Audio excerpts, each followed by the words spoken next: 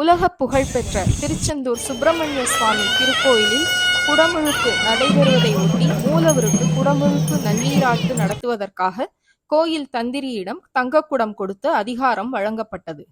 முருகப்பெருமானின் அறுபடை வீடுகளில் 2ஆம் படை வீடான திருச்செந்தூர் சுப்பிரமணிய சுவாமி திருக்கோயிலில் 15 ஆண்டுகளுக்கு பிறகு குடமுழுக்கு விழா வருகின்ற ஜூலை 7ஆம் தேதி நடைபெறுகிறது.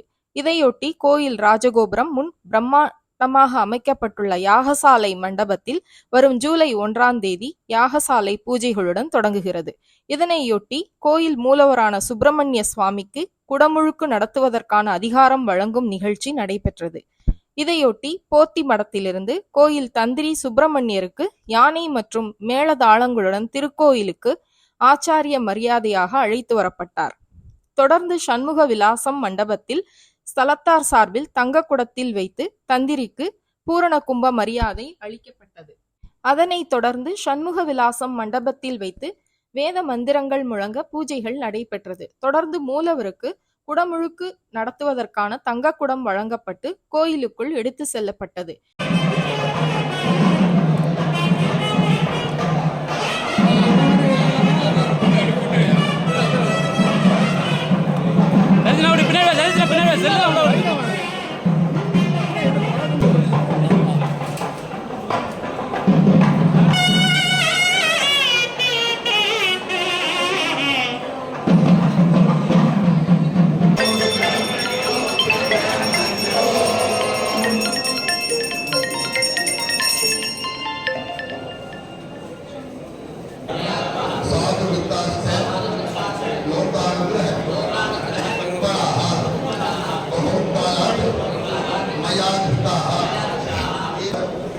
मूलस्थाने जीर्णोद्धारणे अष्टबंधने महाकुंभाभिषेके वैभव श्रीकृताः துப்பட்டி மணத்தை அதாவது பரிவட்டம் பிரசாதம் பூஜா பிரவேச அதிகார சம்பாவனையாக ஏற்று ஆசீர்வதிக்க வேண்டியோம்.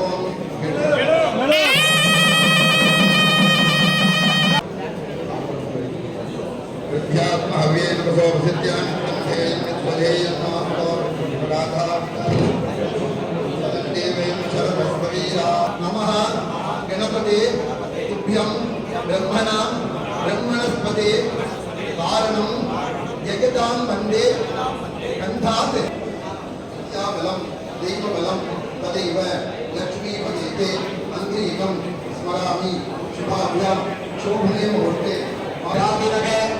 अष्टसङ्कर नदा गुप्ताभिषेक जीर्णोद्धारण शुभमुहूर्तो अग्नि भवन्तो अनित्रन्नन्तो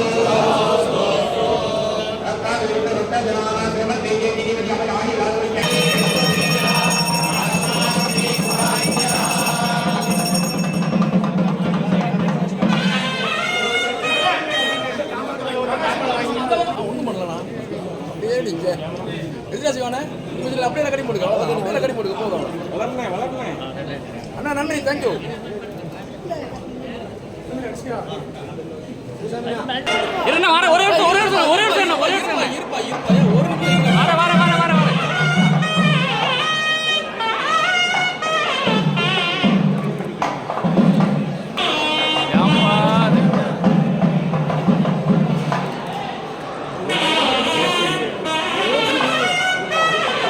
ஜெய்சி இல்ல ஜெய்சி சார்.